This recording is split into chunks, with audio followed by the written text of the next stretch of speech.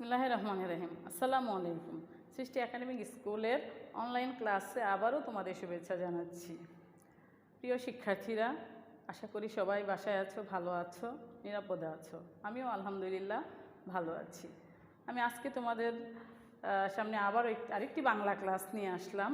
আজকে আমরা বাংলা একটি সুন্দর যুদ্ধের গল্প পড়ব।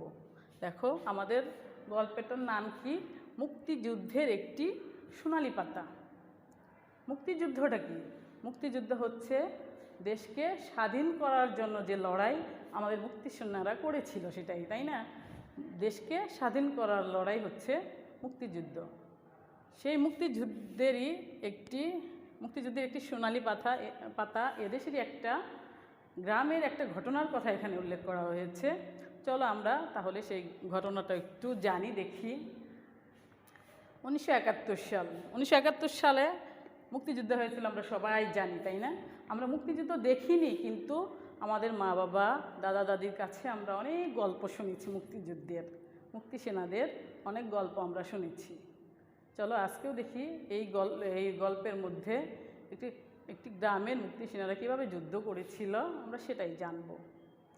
1971 সাল মার্চ মাস, বঙ্গবন্ধু শেখ মুজিবুর রহমান স্বাধীনতার ডাক দিলেন। বঙ্গবন্ধু শেখ মুজিবুর রহমান কি আমাদের জাতির জনক, তাই না? এই যে দেখো, বঙ্গবন্ধু শেখ মুজিবুর রহমানের একটা ছবি। আমরা সবাই ছবি দেখলেই বুঝতে পারি এটা কার ছবি? জাতির জনক বঙ্গবন্ধুর ছবি, তাই না? বঙ্গবন্ধু কি করেছিল? স্বাধীনতার ডাক দিয়েছিল। শুরু হলো মুক্তিযুদ্ধ। আমাদের মুক্তি সেনারা কি সবাই যুদ্ধ শুরু করে দিলেন। তখন জুন মাস ছিল। এদেশেরই একটা গ্রাম, সেই গ্রামে ছিল পুরনো জঙ্গলে ঘেরা একটা জমিদার বাড়ি। সেই জমিদার বাড়িতে কি করেছিল? আমাদের মুক্তি সেনারা ঘাঁটি গেড়েছিল। সেখানে তাদের দলনেতাও তাদের সাথে ছিল। পাশের গ্রামে আবার ছিল পাকিস্তানি শত্রু সেনাদের ঘাঁটি। পাকিস্তানি শত্রু সেনারা পাশের গ্রামেই অবস্থান করছিল। হঠাৎ পাকিস্তানি শত্রু সেনাদের দিক থেকে তারা গুলি ছুড়লেন কার দিকে? মুক্তি সেনাদের দিকে পাকিস্তানিরা গুলি ছুড়লেন। দলনেতা সেটা টের পেয়ে গেল। টের পাওয়ার পরই সে কি করবে বুঝতে পারছিল না। আমাদের মুক্তি সেনারা কি করবে চিন্তা করতেছিল। কারণ মুক্তি সেনাদের পিছনে ছিল একটা বড় গ্রাম। সেই গ্রামে ছিল অনেক মানুষের বাস। যদি মুক্তি সেনারা পিছু হটে যায়, তাহলে ওই পাকিস্তানি সৈন্যরা কি করবে? ওই গ্রামটিকে পুড়িয়ে ফেলবে, অনেক মানুষকে হত্যা করবে। তা তো আর হতে দেওয়া যায় না, তাই না? তাই মুক্তি সেনারা কি করলো? জীবন দিয়ে হলেও এই পাকিস্তানিদের ঠেকাতে হবে। মুক্তি সেনারা কী করলো? পাল্টা গুলি ছুটতে লাগলো। এমন সময় একটা গুলি এসে মুক্তি সেনাদের বুকে এসে লাগলো, একটা মুক্তি সেনার বুকে এসে লাগলো। সে কি করলো? মাটিতে লুটিয়ে পড়ল এবং দেশের জন্য তিনি শহীদ হয়ে গেলেন। তখন কি বিপদ আরও বেড়ে গেল। কিন্তু দলনেতা ভয় পেলেন না। দলনেতা ভয় না পেয়ে কী করলো জানো? শত্রুদের সে চিন্তা করতে লাগলো, নানা রকম শত্রুদের রুখতে হলে কৌশল বদলাতে হবে, এরকম বুদ্ধি বা কৌশল আঁকতে লাগলো। এই দেখো, এখানে একটা ছবি দেওয়া আছে, এখানে বসে তারা বুদ্ধি করতেছে এবং যুদ্ধের কৌশল, দেখো তাদের একটা দলনেতা যুদ্ধের কৌশল তাদের শেখাচ্ছে।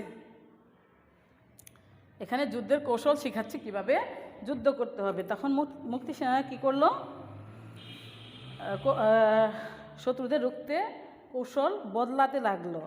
শত্রুদের বোঝাতে হবে মুক্তি সেনারা সংখ্যায় অনেক বেশি, তাই তারা বারবার কৌশলের জায়গা বদল করতে লাগলো। নতুন নতুন জায়গা থেকে তারা কী করলো? যুদ্ধ করতে লাগলো বা অনবরত গুলি ছুটতে লাগলো।